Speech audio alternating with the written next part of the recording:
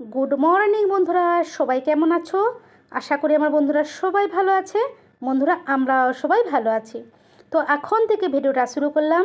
Please skip না করে পুরো ভিডিওটা দেখো, আশা করি তোমাদের খুব ভালো লাগবে। তো বন্ধুরা, ঘরের সমস্ত বাসি কাজ সেরে স্নান টান করে চলে এসেছিলাম ঠাকুর দিতে। এদিকে কিন্তু আমার ঠাকুর দেওয়াও হয়ে গেছে। এক বোন কালকের ভিডিও দেখে আমাকে কমেন্টস করেছে, দিদি তোমার বাবা মায়ের বাড়ি কি অনেক দূরে? হ্যাঁ গো বোন, আমার বাবা মায়ের বাড়ি এবং আমার শ্বশুরবাড়ি অনেকটাই দূরে। মেদিনীপুরের ঘাটাল, তোমরা কম বেশি সবাই চেনো। অনেকটা মানে অনেকটাই দূর, প্রায় এখান থেকে 5-6 ঘন্টা লাগে, বুঝেছো? তোমাদের দাদার কর্মসূত্রে আমি কলকাতায়, আমরা কলকাতায়, বুঝেছো? ঘাটালে নেমেও যে একবারে সামনে তা নয়, ঘাটাল থেকে প্রায় আধ ঘন্টা থেকে 45 মিনিট ভিতরে যেতে হবে। তাই এইদিকে তোমাদের দাদার জন্য মুড়ি বেড়েছিলাম চানাচুর দিয়ে দেবো বলে। তো চানাচুরের কৌটা আনতে গেছি, ও বললো যে আমি চানাচুর দিয়ে মুড়ি খাবো না। তা কী দিয়ে খাবে? বললো দই দিয়ে খাবো। টক দই তো শেষ হয়ে গেছে, তো বললো টক দই কেন, আমি মিষ্টি দই দিয়ে খাবো। আমার সত্যি কথা মাথা থেকে না ডিলিটই হয়ে গেছিলো যে বাবা শনিবার দিনকে যে দইটা এনেছে ওর মাথায় কিন্তু ঠিক রয়েছে। তো ওকে বললাম যে ঠিক আছে, চানাচুর দিয়ে খেয়ে নাও, নাহলে শসা পেঁয়াজ দিয়ে খেয়ে নাও, দইটা না হয় বিকেলে ঘুম থেকে উঠে খাবে। বলো না আমি দই দিয়েই মুড়ি খাবো। ঠিক আছে। তোমাদের দাদা দই দিয়ে মুড়ি খেয়ে দোকানে চলে গেছে, আর তোমাদের ভাইপোও বললো যে না আমি বিকেলে ঘুম থেকে উঠে দই খাবো। আমিও সেম একই। তা যাই হোক, তোমাদের ভাইপো জল ভিজিয়ে মুড়ি খেয়েছে। আর এই পাশে দেখো আমি রান্নাঘরে চলে এসেছি। এসে কিন্তু ভাত বসে দিয়েছি, আর একটা বাটিতে কী বলো তো একটু পোস্ত ভিজিয়ে রেখেছি, আর এখানে কিছু সবজি বের করেছি। ইঁচড় বের করেছি, বাবা তো 2টো ইঁচড় এনেছিলো, একটা ইঁচড় বের করেছি আর একটা ইঁচড় কিন্তু রয়েছে। শাক 2 দিন রান্না করেছি, এখনও দেখতে পাচ্ছ কতটা শাক রয়েছে। ডিম বের করেছি, টমেটো।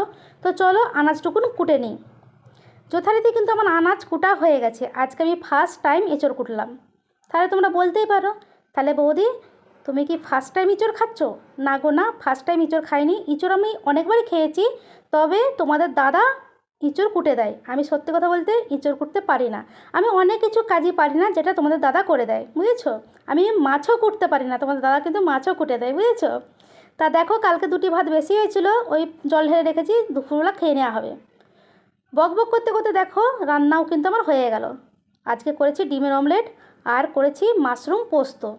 আজকে কিন্তু একটা ভুল করিনি, পোস্ততে কিন্তু হলুদ দিইনি। হলুদ দিইনি বলে ভুল হবে, নামমিত্র যে হলুদ দিতে হয় না, আমাদের মধ্যে তরকারিতে সাদা করতে নেই, নামমিত্র হলুদ দিতে হয়, বুঝেছো? তা আর করেছি ইঁচড়ের কি রসা কষা।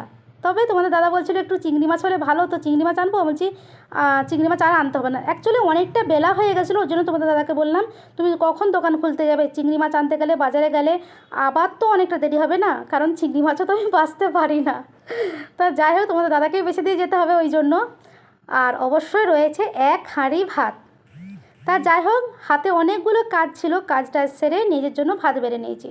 তোমাদের দাদা আর ভাইপো তো দোকানে রয়েছে, আর কম বেশি তোমরা জানোই যে ওরা কখন আসবে। তাও বলে দিই 3টে থেকে 3:30 ওরা আসবে।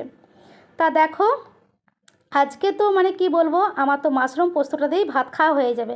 আমি পোস্ত খেতে ভীষণ মানে ভীষণ ভালোবাসি। আমি কেন, আমাদের পরিবারের সবাই ভালোবাসে।